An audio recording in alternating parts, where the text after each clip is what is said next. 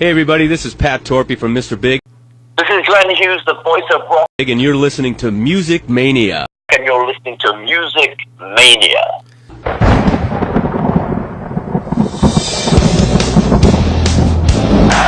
You ready for some screaming heavy metal? We rock! But the evil that men do lives on. We're gonna bang your head! You are now listening to the Music Mania podcast, brought to you by CD Warehouse in Gladstone, the #1 hard rock podcast in the Midwest, featuring hard-hitting interviews with rock's living legends. And now, here's your host, Clint Schweitzer.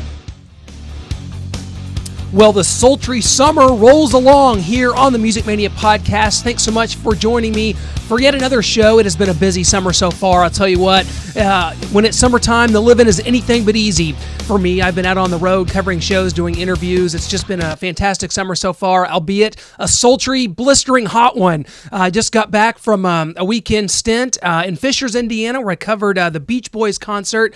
What a deal that was. I mean, there were 10,000 people all bringing their own lawn chairs and coolers into this venue on Conner Prairie. And the Beach Boys played with the Indiana Symphony Orchestra. What a situation that was. Got to go backstage. We had done an interview with guitarist Scott Totten a few months ago, so it was cool to go backstage and got to meet Mike and Bruce. You know, Mike Love, a founding member of the Beach Boys, and Bruce Johnston's been in the band since 1965. Of course, you guys like Brian Wilson, Al Jardine, not involved with the Beach Boys right now, but what a great deal that was, growing up on that music. They've been the soundtrack of summer times for me since I was a kid, and it was great to finally see them live. And then the next night, on the contrary, saw Rob Zombie and Marilyn Manson. Really enjoyed that show. I thought Rob Zombie had the bigger and better production. Marilyn Manson was solid, had really good energy, and his performance was good. But Rob Zombie, that band is really blistering right now. John Five on guitar, Ginger Fish on drums, and Piggy D on bass, his band. A couple of those guys have been in Marilyn Manson's group before, John Five and Ginger Fish. But what a show. It was thunderous. Had great seats right down there. So pulled a 1-2 punch for the weekend, and now I'm gearing up for a little vacation. So going to be out of town next week. But hey, things are rolling along. This is summertime, and this is what we do here on the Music Mania podcast. Always appreciate you hitting that subscribe button on iTunes or YouTube. Send us a tweet at Music Mania Podcast _show. I'll tell you what, this week, it's a show too big for just one guest, too big for just two guests. We have 3 guests on this show because we're celebrating the rock of the 70s. This concert is coming to the Missouri State Fair on August 10th. It is the rock of the 70s with Foghat, Atlanta Rhythm Section, Firefall, and Pat Travers Band. Guys, this is a night of 70s rock not to be missed. The Missouri State Fair is always a big event, so get your tickets now. Missouri State Fair coming up in Sedalia, Missouri. This is a show put together, and I tell you what, we got 3 members from 3 of these bands. On this show alone, we have Roger Earl, the drummer, founding member of Foghat, going to be joining us to talk about some of their big hits, Slow Ride, I Just Want to Make Love to You, both appearing on the Days to Confuse soundtrack. The legacy of Foghat and some of the problems they faced over the years with members' deaths and things like that. Also going to have Pat Travers himself, blues, hard rock guitar legend Pat Travers is going to be joining us to talk about his career, about riding around the road for all these years, playing with bands like Foghat, playing with bands like Rush during the band's infancy in the late 70s, having drummers like Nico McBrain from Iron Maiden and Tommy Aldridge from Whitesnake in his band in previous years. And then from Atlanta Rhythm Section, we're going to have singer Rodney Justo to talk all Atlanta Rhythm Section, the idea that they're one of the early Southern rock bands ever formed, and kind of the career and the path that they had and the influence they have on Southern rock. So, loaded show here today. That means a lot less of me, a lot more of our guests, and that's what it's about. So, without further ado, we want to get to our first guest. He is Mr. Roger Earl of the band Foghat. Roger, welcome to the show. How's everything going, man? Yeah, we've been all over the place, north, south, east, and west, and a number of points in between. In fact, this weekend I'm heading out to the West Coast, going out to Oregon and San Diego.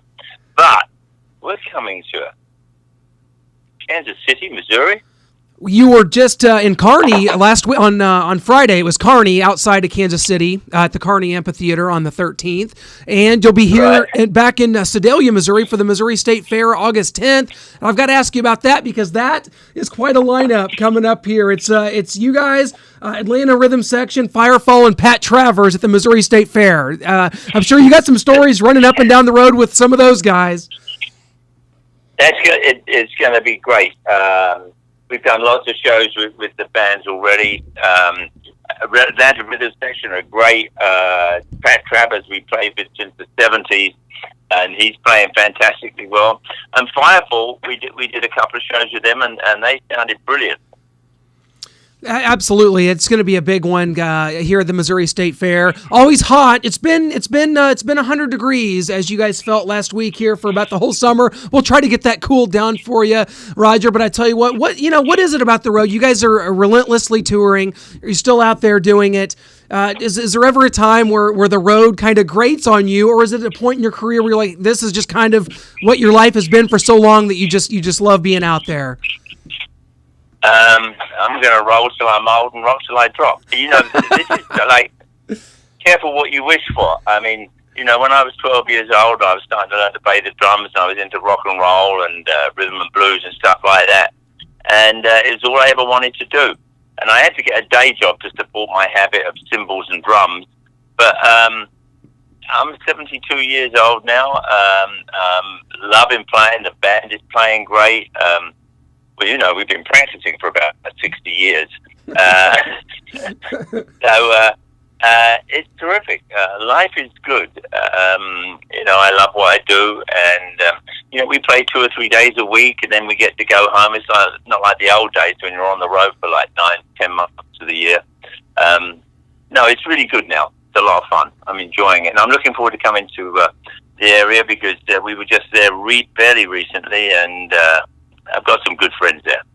Absolutely, and you talk about the current incarnation of Foghat and these guys, Brian, Charlie, Rodney. Talk about these guys and what kind of is a good mix with them. Just talk about this because it's been together since I think Brian since '99 and Charlie since 2000. You guys have been together quite a while. Talk about these guys and what they're bringing to the band. We've all known each other for over 20 years now. Rodney O'Quinn joined us 3 years ago. He used to play with Pat Travers' band, so that will be good. We've made 3 or 4 record studio albums. We've had 3 live out CDs released and 2 DVDs. So we're still doing stuff, and life is good. I think we're playing for about an hour that night, and we'll be playing all our hits like Slow Ride, Fall for the City, Stone Blue, I Just Want to Make Love to You, Driving Wheel. We'll also be doing some other stuff from our other albums, and we take requests as well. Don't ask for any ballads because you don't play no stinking ballads. Well, there goes my idea. But you talk about just recording an album. You guys just in 2016 came out with Under the Influence, and you did a live album in 2017. How important is it to you to continue to record, whether it be in a live setting or studio albums? How important is that to you for creatively? Well, we have our own studio down in DeLand, Florida. Where we've recorded all our last albums and all the basic tracks, and where we do our mixing. Brian Bassett, our lead and slide guitar player, is the resident genius in the band. He does all the production and mixing and editing and everything else that has to be done. We are working on another project called Earl and the Agitators, which is about 3/4 of Foghat, which we started about 4 years ago. That's interesting. There's got a number of other players in it. That's the only other thing that's going on at the moment. Though we do have when we released the Under the Influence album, we did a record release party at BB King's in Manhattan, which is no longer there. And we recorded that and filmed it with a number of different artists, with Kim Simmons, the lead guitar player of Savoy Brown, and with Scott Holt, who is in the Earl and the Agitators band, and a few other sort of guests. So that might come out eventually. And of course, I'm going to go in the studio again this winter, January, February, March, and we'll probably put another record out. Excellent. Hey, absolutely. You know, I want to go back to 1977 because when Foghat Live came out, I think it changed a lot of things for the band. It went to number 11 on the U.S. album charts, and this is at a time where live albums had become so popular. You had Frampton Comes Alive, you had Cheap Trick live at Budokan. Kiss really came on the map with Alive in 1975. Talk about just kind of where things were for Foghat in 1977 and how big the band, the album Live was for you guys in America. Yeah, it was great. What happened is we'd been in the studio and for the previous album, and I think Dave and Rod at the time were having some issues, like coming up with new material, because we were making an album every year. It was sort of kind of a lot of pressure on the main writers in the band, and I'd been my sound engineer at the time, Bob Coffey, was recording each night for me, and I went to the band and said, "Look, the band is sounding great." I think we were probably peaking at that time. We peaked from time to time, and everybody was playing. Everybody was playing great, and I said we ought to record it. So Nick Jameson, who'd been associated with for a number of years. In fact, he produced the Paul for the City album and Slow Ride, and he also played bass for a while with us. I asked him if he would come out and do some live recordings with us, and he was going to produce it. Craig McGregor was playing bass, and we took it from two shows, from Syracuse, upstate New York, and another place up there, Rochester. Yep. We did about 10 shows, but that was where the shows came from. There is some other stuff, because I know we were playing for about an hour and a half then. And the record, Foghat Live, was only 45 minutes. So it's hidden somewhere in Warner Brothers' vaults. They won't let me go down there and look, because I was out there about a couple of months ago. I said, well, you can't do that. I said, why not? It's our fucking record. And they said, well, I'm sorry, you're not allowed to go down there. You can bleep that out. Fucking Warner Brothers. But we were on Bearsville Records, which was run by Albert Grossman, who in fact gave us our shot. So I owe Albert a great deal. Yeah, we'll probably be doing some more music. Like I said, we've got some stuff in the works. But live performance is what I really enjoy. I enjoy it sort of, but I still always want to go out and play. It's a lot of fun. And everybody in the band, they're all great players. Well, talk about the legacy of Foghat, because you guys have endured highs, lows, breakups, deaths, and still coming out on the other end here, and that's what's important. But just talk about what is the legacy of this band, because there's so many hits, so many things that happened back in the 70s, still going strong now, and you've had to endure so much. I guess they say if you're around long enough, you're gonna have the bad things happen too. But what is the legacy of Foghat? It's a rock and roll band. Yeah. Plain and simple, we play rock and roll.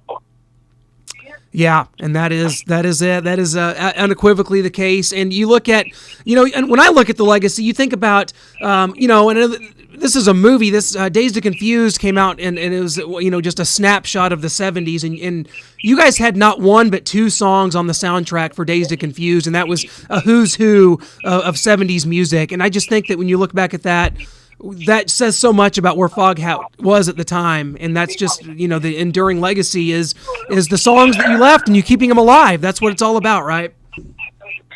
Yeah, well, I don't know about legacy. I mean, I think a legacy will be when I depart. It's when the good Lord sees fit to take me. But up until then, I think we're still going to be out there playing and breaking new ground. And the exciting thing for me is for younger people to hear this band.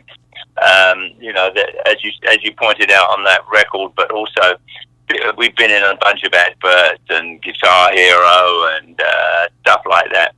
And we get a lot of like teenagers and 20-year-olds coming out to see it, either because they heard records either on the radio or their parents or something.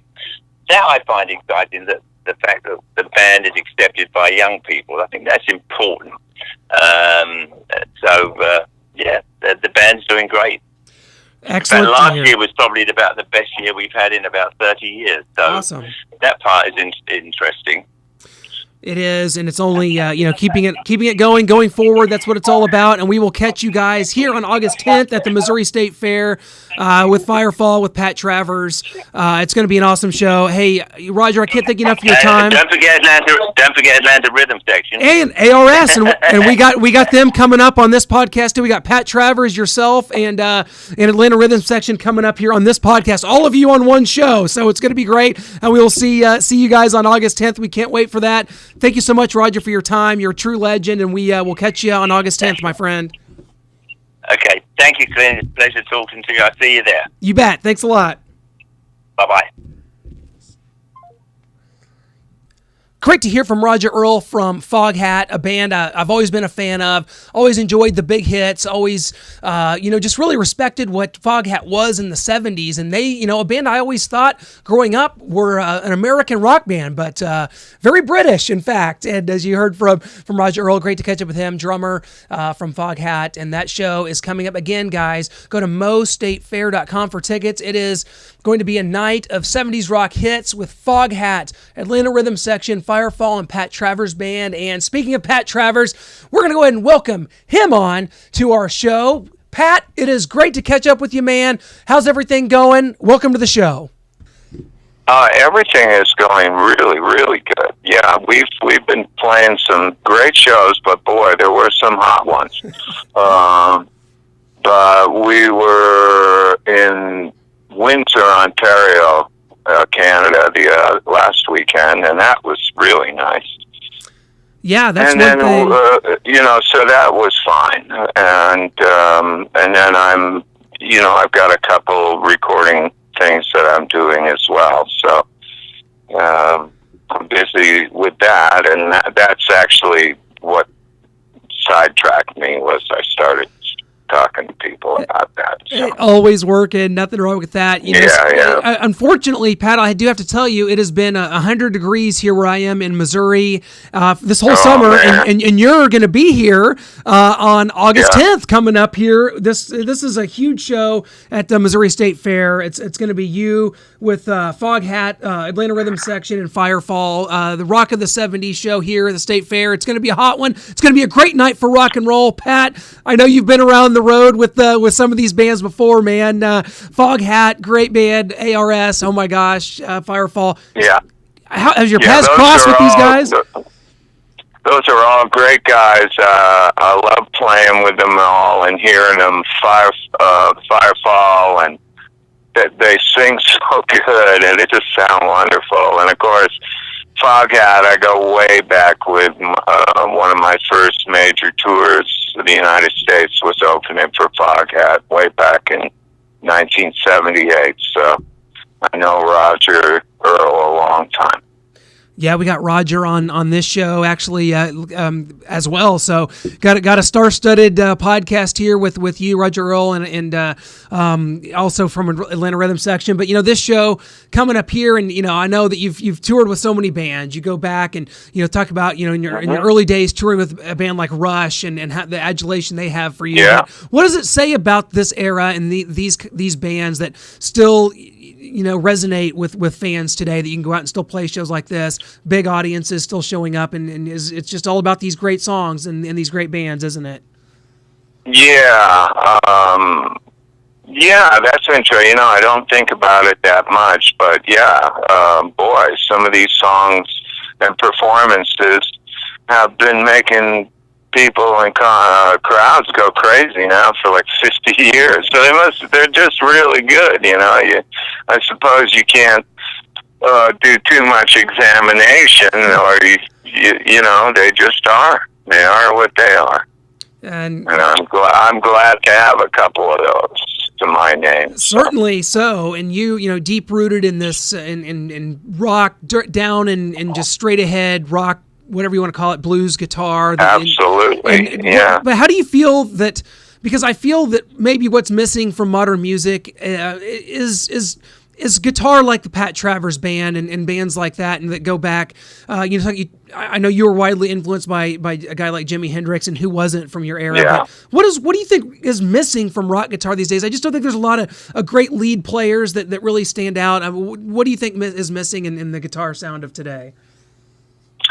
Well, I think, there's some great players without a doubt. But somebody's got to come along that does a slightly different thing and has, has got to be able to sing and have some songs too. And I don't know if we're ever going to have the guitar hero type deal again. But I can see some young guy who's been influenced by people like me and people like Hendrix and Beck and etc. and put a whole new 21st century spin on that shit and just come out and amaze everybody. I really believe that'll happen. I mean, my wife and I follow this little boy on TV. He's like, about 3 years old now. But he's been playing drums since he was 1 year old.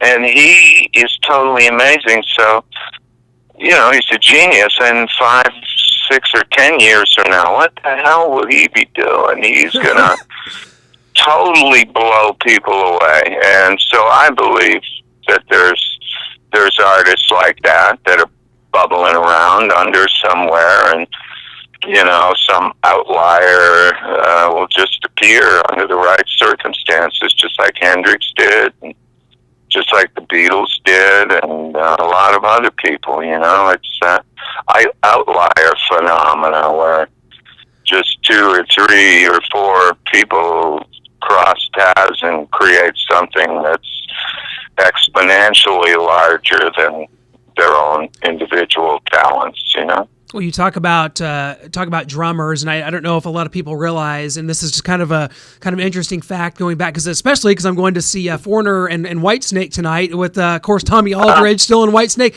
Tommy used to play with you, kind of in your indoctrination to the U.S. when you first started in America, and then Nico McBrain from Iron Maiden. I mean, a lot of people don't realize this. Talk about those two drummers and working with those guys. Yeah, Nico was he was on 2 albums with me.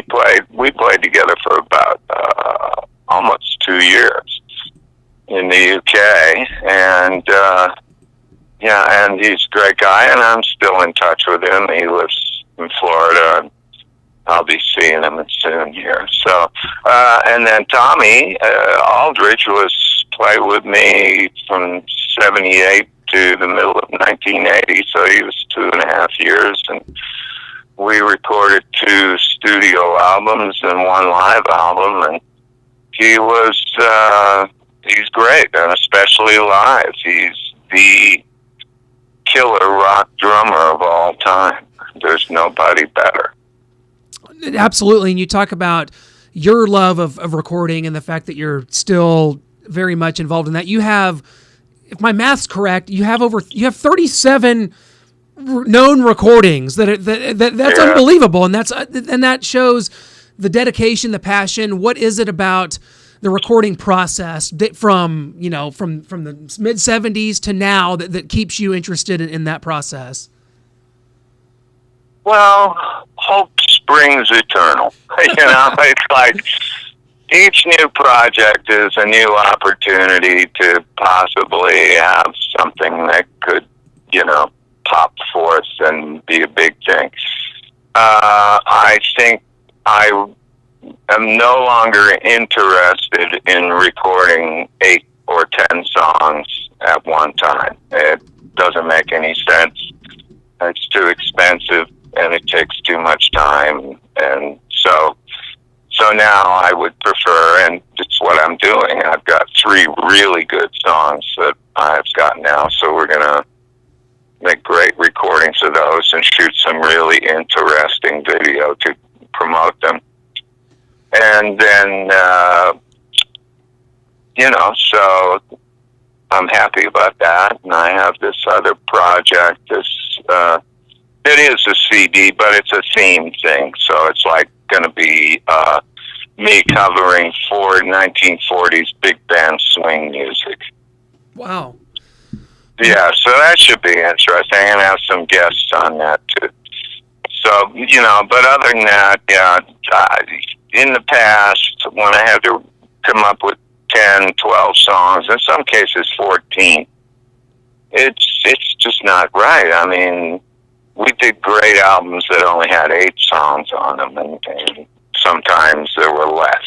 So the only reason CDs had 10, 12 songs on them is because they could. You couldn't really put more than 8 songs on 8 or 10 songs on an album, vinyl, because of the sound quality would be terrible. So just because they could have over 60 minutes of programming on a CD, they made everybody do that. But, and I went along with it for years. And now I'm just going, no, I'm not going to do that, because I like being in the studio when I'm working on something I really believe in and I really like. But if, I'm just recording tracks because it's part of the contract, making them up or whatever,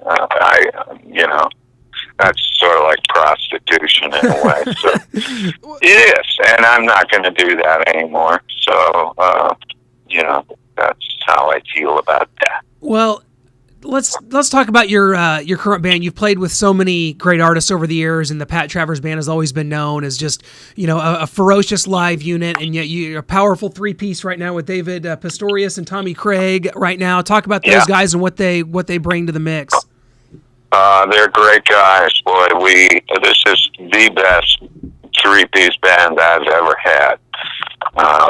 It's just wonderful. I'm so glad to be playing with these guys. They know where I'm coming from, and they're really talented, and they're just great guys to hang with. And that's just important as being a good player.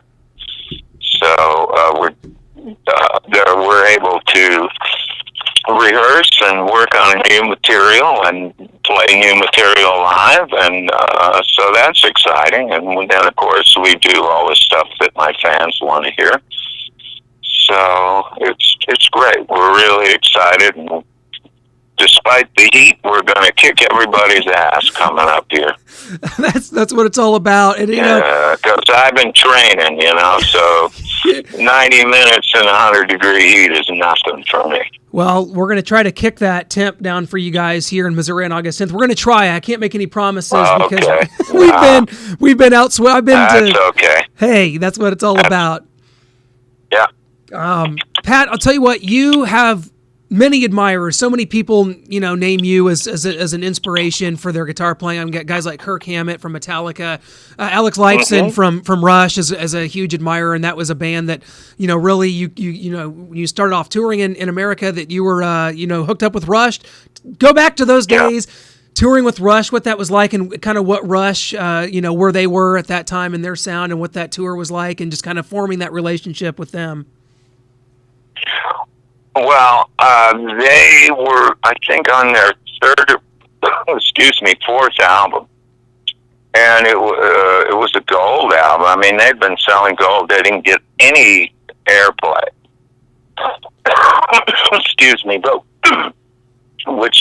But they had tons of fans. I mean, we sold out all the so-called sheds, 7 to 11,000, 12,000 people.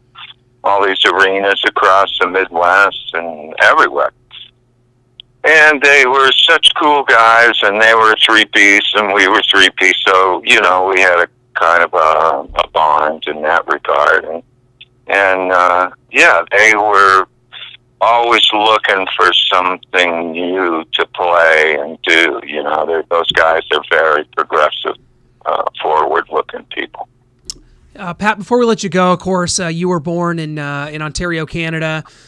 Talk about the musical scenes. I know, I mentioned earlier, obviously Jimi Hendrix was a huge influence on you, but just talk about what, music was like in and around Toronto, Canada, while you're growing up, and kind of what you were exposed to, and if there was kind of a specific moment where you had that's what I want to do moment. Well, that came really early. I can tell you exactly when that was. I was watching when I was 9 years old and watching the Beatles on the Ed Sullivan Show. Yeah.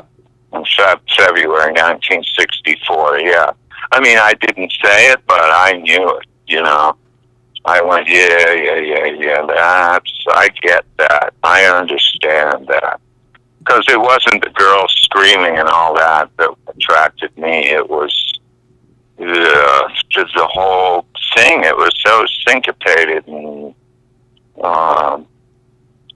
it was harmony and blending, but they looked like they were having so much fun, which they were. But they were also, you could tell that they were in charge of their own musical direction and everything, and that was appealing to me too. They didn't have like a producer or somebody like that. They were their own guys. So that was inspiring, and then I finally got my own guitar when I was about 12, and I started practicing and got an electric guitar. Well, the first electric guitar I had was a Les Paul Gold Top just before I turned 15. So I got it when I was 14. And there were, at that time in the late 60s in Ottawa, Canada, where I was at, there were all kinds of different bands around. There were pop bands and soul bands and rock bands and jazz and bands from Toronto and bands from Montreal and great lead singers and great keyboard players. The B3, the Hammond B3, it was like in Toronto and Montreal, there were guys that were just doing stuff on that thing, and it was just blowing my mind.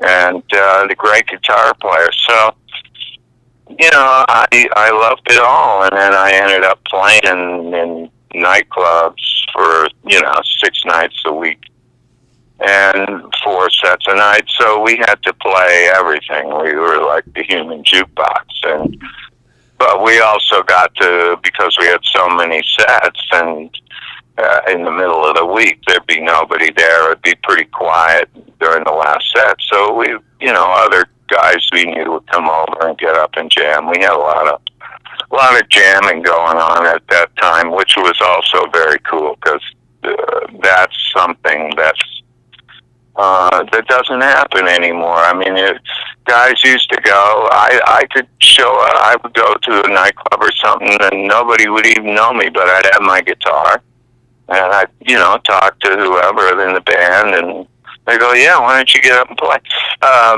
It was really people were really receptive to having other people get up and play, which when I moved to London, England, was totally the opposite.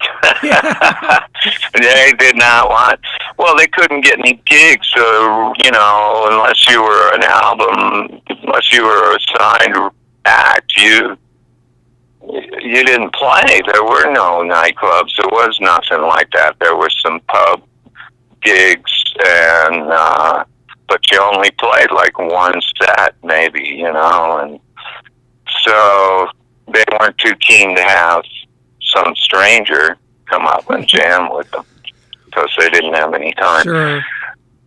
So anyway, but that's okay. I got over that and just started my own band and got a record deal. Well, just like that. Yeah, that's how it works. Like Well, Pat, very simple. You're an iconic guitarist. You've been around. You've done so much, and I tell you, we can't thank you enough for your time. We are all right. Looking forward, man. August 10th, we'll see you here in Sedalia, Missouri. It's the Missouri State Fair. All the fried food you can get your hands on in the summer heat. There's no better place to be, my friend, with Foghat and Atlanta Rhythm Section and Pat Travers Band. And we're just looking forward to seeing you, man. We'll catch you then, and have a good rest of the summer till then. And we'll catch you on August 10th, my friend. Thank you very much, my brother. I'll talk to you again soon. You betcha. Cheers. Thanks a lot. Can't thank Pat Travers enough for taking time to come on the show with us to talk about this big show coming up at the Missouri State Fair. Again, you can go to mostatefair.com for tickets. It's going to be at the Pepsi Grandstand at the State Fair, one of the featured concerts of the season. The Missouri State Fair is always a big deal, always a lot of country acts. So when the rock bands hit the stage, you want to be there for it. You want to experience it live. You want to get there early and experience all the great State Fair food, the fried corn dogs, the fried, the funnel cakes, all the above. That's what State Fairs in the Midwest are all about. It's all about blistering heat, live classic music, and of course all the fried horrible foods, and that's what I'm all about. So, without further ado, we want to bring on our last guest here on the show. He is the singer from Atlanta Rhythm Section, a.k.a. ARS. You still hear him on 70s and Yacht Club Radio on Sirius XM. Rodney Justo, welcome to the show, my friend. How are you? How's everything going, my man? Man, can you believe it? All of a sudden, here we are getting to be old. You're working more than we used to. That's a good thing, right? They're doing so good, you almost need two of you out there, man. That's how it works. But man, we got you guys coming up here. This show, August 10th, we got to talk about this here at the Missouri State Fair. Rock of the 70s. Yes, we got Foghat, you guys, Firefall, and Pat Travers Band, all in one bill here at the Missouri State Fair. That's going to be a night to remember for sure, man. When you get four acts like this, all representing 70s music, I mean, we play a few shows with this package, and the customers, the audience, I guess I should say, they get their money's worth. I'll put it to you that way. No doubt. I mean, there's a lot of hits that are going to hit the stage. I mean, there's got to be between all of us 25 hit records. That's unbelievable. You look at what Foghat's career, and just, I mean, look at Foghat, look at Firefall, Pat Travers. I know you've done a couple shows with this package. You said, but going back, I mean, did you guys run up and down at all with? I know, Atlanta Rhythm Section started off in the early '70s, kind of along the same time as Foghat did. I mean, have you come across a lot of these guys over the years? I mean, traveling around, I'm sure you've crossed paths at least a few times. With these particular guys, I would say maybe we worked with Firefall a long, long time ago. But we really connected with those guys in the past, let's say, 3 to 4 years. We played a lot of shows with them, Pure Prairie League, Poco, Orleans. And the good thing is, after you start playing with each other a lot, you get to be kind of pals, you know each other's names, and you look forward to running to each other in the hotels. And of course you look forward to playing where you can give the people their money's worth. No question about it. And for yourself, this has been such a journey, Rodney. I mean, you were part of Atlanta Rhythm Section's first record. Here you are back. It's been, I believe, 7 years since you've rejoined the band. How important has this last 7 years been for you reconnecting with this band and with this audience? Well, with me personally, I was really out of the business for over 25 years. I mean, I didn't even sing in the shower. So for me to get back with, especially Dean, the keyboard player who was with me from before the beginning, you know what I mean? We played together with Roy Orbison 50 years ago. So for us to all be together and travel around and get to play together, it's a lot of fun, man. I'm enjoying it. That's so great to hear. And I know, since you talk about Roy Orbison, I have to bring it up because my dad used to always tell me that Roy Orbison is the one that told Elvis to dye his hair black. Can you confirm or deny that rumor? My dad's always told that tale. No, I don't think. I think it'd be the other way around. I think Roy dyed his hair black because of Elvis. Okay, there we go. Well, yeah. I can't wait to dispel that one. Well, there's a lot of rumors about Roy. He's blind. He's an albino. And none of which are true, He's just a guy who needs glasses, and they happen to be, I don't know if you know the entire story, but what happened was he was on his way to play an international date, I think in Australia, and he left his regular glasses in the previous city. So he had to put on those sunglasses if he wanted to see, and they got to be a thing, and ended up being his trademark. He was certainly an iconic look. The irony, Clint, is that, you know, when I worked with him, people didn't know what he looked like. Yeah. It was really bizarre. I could walk down the street with him anywhere in America, and people wouldn't know who he was. Wow. Like I said, considering how he looks now, you see that face, you know right away. But back then, nobody knew. Yeah. If you hadn't seen him live or in a magazine or something, you know, there was. That's right. Yeah, that is kind of crazy. But for Atlanta Rhythm Section, talking about you guys, and you have a busy touring schedule here this summer, and it all kind of leading up to. You've got the Southern Rock Cruise coming up 2019. You're a fan of the cruises. You guys have done a few of these. It's got to be just a great time, and hopefully no one's gone overboard yet, and that's hopefully never going to happen, right? Cliff, you got to imagine this for us, okay? Those cruises are great because you get to be a participant. You know, people come to see you and they treat you nice, they applaud and all that stuff. Then when you're done, you're part of the audience. Yeah. You go out and you watch all these other acts.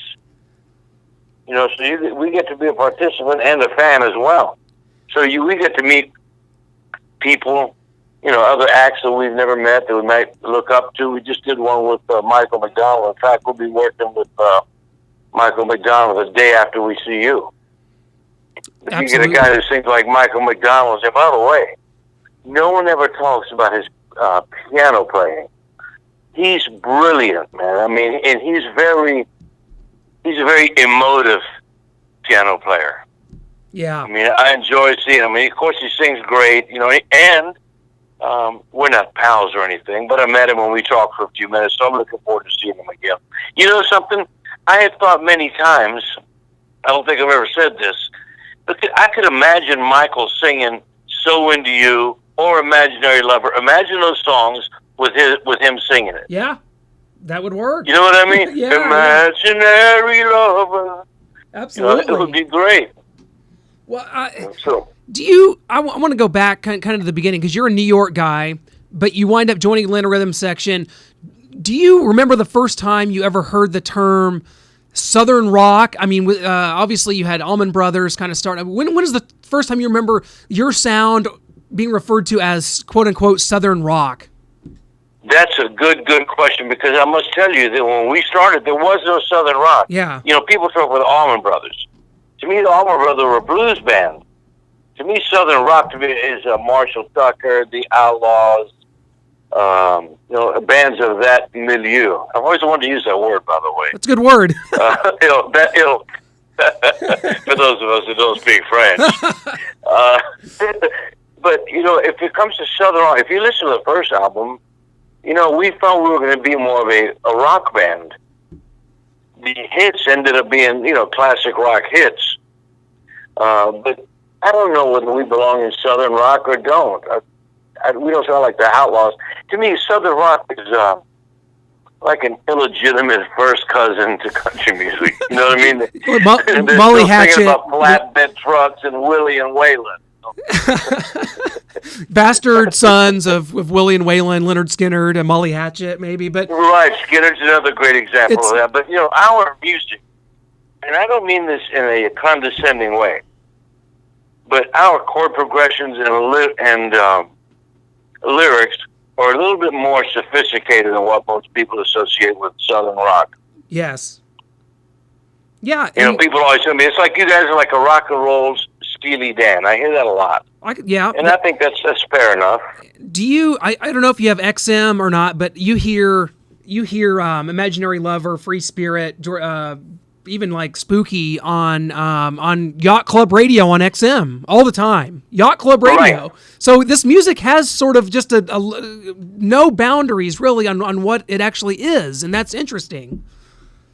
Yes, I agree with you. I do listen to satellite radio, and I do see a lot of our stuff. People send me, you know, photographs. Like they'll take a picture of a radio dial on their car. So Into You being played on 70s classic hits or whatever some of the various stations might be. I can't think of them right now, but yeah. Deep tracks, classic hits. Classic vinyl is one that you see a lot of. Yes, you guys cross. It's almost like you guys crossed Right. a lot of different boundaries, and I think that's interesting because it's almost a band that's not. It's hard to categorize because you can be out on your yacht listening. Yeah, if you have one, I don't have a yacht, but if you can be out on your pontoon I got boat. two. I got two, by the way. Hey, Clint. well there you go. Well, you'll take one of those off your There's hands. no lie detector in there. Well, what I did you? just put a down payment on a kayak. Does that count? That I can. That's about all I can do. But do you? What was the culture change like for you coming from being a New York guy? You know, from Roy Orbison, your musical beginnings to Georgia and the music scene that was happening at the time. What was the culture like for you when you moved down there and kind of immersed yourself into this band? Well, ironically, I'm actually a Tampa guy. I was born in New York, but I live in Tampa. I've been here for most of my life. Moved to Atlanta naturally when ARS started, and then I moved to New York, then back to Tampa. But, my personal background was, I started off, I had like an 11-piece rhythm and blues band. I started in 1959. So what happened was I met Orbison through him playing here in town, and I backed him up. My band played a lot of artists that came into town. It's hard for people to remember, Clint, but in the old days, bands didn't have hit records. People had hit records. There were single artists. Yeah. So whether it was Fabian or Neil Sedaka or Gene Pitney or Roy Orbison or Dion, whoever it was, they didn't travel with bands. They maybe had one person with them, usually a drummer or a guitarist. And they would play whatever local band was here. So the local bands would learn their hits, and then when they would all do, the twist or what did I say, so they did their hits, and they all did about 5 or 6 songs, and maybe a Bo Diddley song. Mm-hmm. And you played, that's what they did. They showed up and they played 30, 35 minutes. That was it. So that's how I got to meet everyone. I worked with virtually every artist that had a hit record in those times.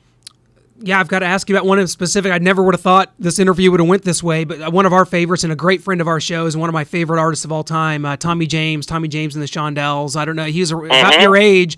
I don't know if you ever ran around with him. I know he was like a Detroit guy, but all that you just described is like his career to a T as far as the recording goes. And we've Peter Noon from Herman's Hermits as well on this show. So like we go way back with those bands. I think that's the foundation of rock music. It's just unbelievable to think back to those times. Well, we played a show in Miami with Peter Noon, and I'd never seen him.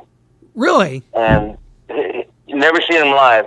His act was sensational. Isn't He's it? a hard-working guy now. He's hilarious, too. Yeah. Oh, man, I loved it. He was very polished. He did something else that I thought was really brilliant. And he would do songs that weren't his songs. Yes.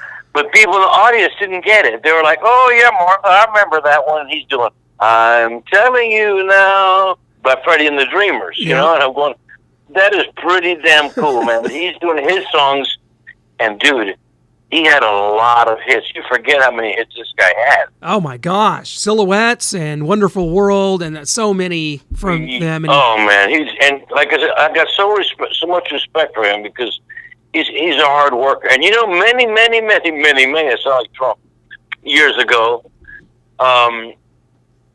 our old manager, talked about meeting Peter Noon, and he said that he was brilliant. He said he was not just a regular singer; he was a brilliant businessman. Yeah.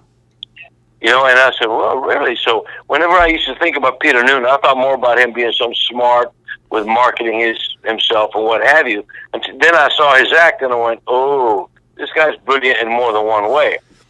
Yeah, he even toned up his British accent when they first came out to make it seem, and so that's part of it. You're absolutely right. And, for you talk about going back to 1959. You've been basically around, from the genesis of what we know as rock music, and here we are in 2018. You've seen it all change. You've seen everything imaginable come and go. Like, what is that like for you to sit there to be on a stage now in 2018 and to just sort of reflect back on all the musical climates and changes that you've seen over the years? I mean, that's really, you're in a special position. Well, Clint, we do our thing. We represent a period in time. I never play a date where someone doesn't come up to me and say, let me tell you, Rodney, I relived my entire college experience tonight. Yeah. You know, so you know, we have our own little niche where we belong, I think, and we're lucky because the hits that we had are really classic rock hits. As long as we can breathe, we can work.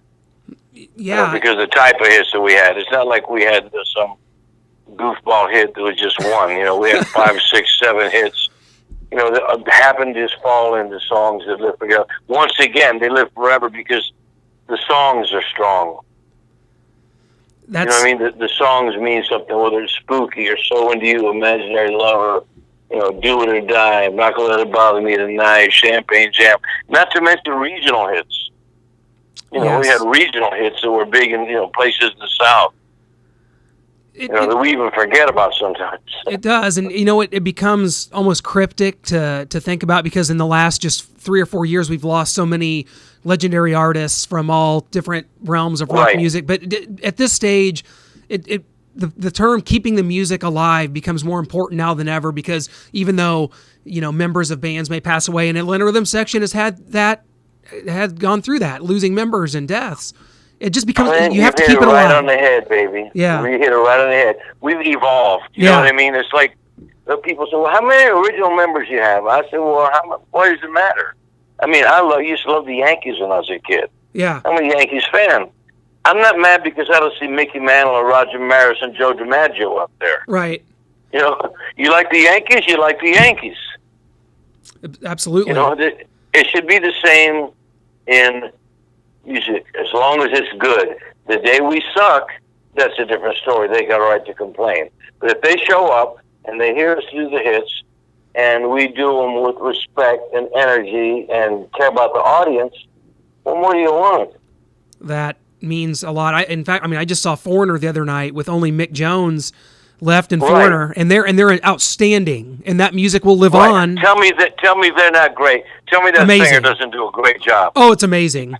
Kelly Hansen on vocal. They're just amazing. I know Jeff Pilson really well, bass player, from Dawkins, and they're outstanding. And I think that's what it's all about. It's keeping these songs alive. There's an audience for it. You talk about the 70s. You define people's experiences in life, whether it be their high school, first date, first high school dance, college experience. You guys help define that for people, and that never goes away, does it? Right. That's right. It's a powerful thing. In fact, I'll go out on a limb here. I'm not going to tell you who they are, but there are some groups that are better now than when they were big. Absolutely. Thank goodness for me as a younger fan, I'm getting to see all these bands. I'm only 34, so getting to see all this and immersing myself in it's been a real pleasure. And you're absolutely right. That's right. That is true. I don't say who they are because I don't want to be disrespectful to the original artists that were all great. But believe me, some of them are better. They're better staged. Their lighting is better. They're more professional. They're not drunk or high before they hit the stage. They figured out that it's a business. So that's a good thing you brought up. I wanted to ask you, substances, was that ever something that was a struggle in your band, in Atlanta Rhythm Section? Was that something that was ever that kind of drove you guys apart, or anybody struggle with that? Well, to some extent, I was perfectly happy doing nothing. Yeah. I'm retired, sit around the house and doing whatever it is that you do. But the band had gotten to, and once again, I mean no disrespect to anybody in my own band, but it had got to where it was almost like a tribute band in a sense. And then I got a call from, we had a guy who was our Svengali. This band was his vision. He produced everything. He wrote the songs. He managed. He was a good guy. That didn't mean we didn't have our differences, which is why I left in the first place. Mm-hmm. But not personal. I loved him. And he called me up and said, "Look, Rock, you would like to think about coming back. I don't do that, buddy. I'll quit. I don't sing anymore. You should do this, like it or not, the band's going to keep on. If you're not going to be the guy who keeps it together, well, who should?" Sure. And he when he phrased it to me that way, he said, "Dude, you're part of the legacy. It's that simple." So, I don't like to show up and act like I'm Ronnie Hammond, but, I was one of the originals. Well, part of putting it all together. So, to kind of answer your question, yes, there probably was some blowback, even when I came back, guys, I've been watching this band, they're doing the same songs. Well, we fixed that. You know, we changed the act. We had a lot of songs, a lot of deep cuts. We can now modify our set depending on what the audience is or how long we have to play. Well, I tell you what, Rodney, I can't tell you what a pleasure. I mean, this one of my favorite conversations I've had in a long time, man. And then we're closing out our podcast here with Roger Earl of Foghat, Pat Travers, and now finally with Rodney Judson from Atlanta Rhythm Section. Rodney, I tell you what, we're going to see you guys on August 10th. I can't wait. I'm going to have to come up and say hi and shake your hand, man, because... Please do. I look forward to meeting you. Rodney, it'll be a treat. This has been a treat for me. This conversation really has, and we can't. Best of luck all the rest of the summer. I know you guys got a lot of shows. We'll see you on August 10th. We can't wait for that one. MoStateFair.com. That's where you guys can get your tickets for this big show coming up. It's a night of 70s rock hits, and you do not want to miss it. I won't. I will definitely not be missing. I'll be there, and I will see you there, Rodney. Thanks so much. Take care, my friend. All right. Be good to yourself. You bet. You too. Thanks. Yes, sir. Bye-bye. Well, there you have it. 3 huge guests. Thanks so much for Rodney Justo. Thank you so much to Pat Travers, and a huge thanks to Roger Earl for joining us.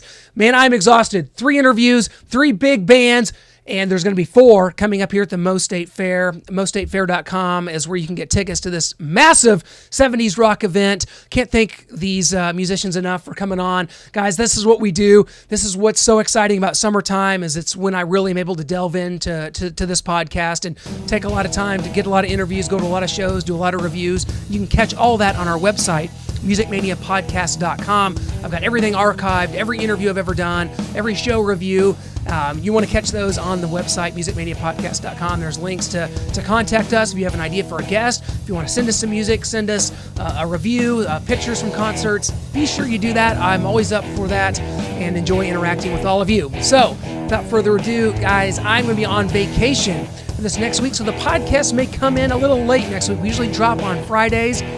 It may be Friday night late or Saturday, and it's gonna be a big one because Will Turpin from Collective Soul is gonna be joining me next week to keep this summer rolling along. That's what we're about here on the Music Mania Podcast. Get out and enjoy a live show, enjoy your friends, enjoy some cold beverages, and enjoy the summer fun.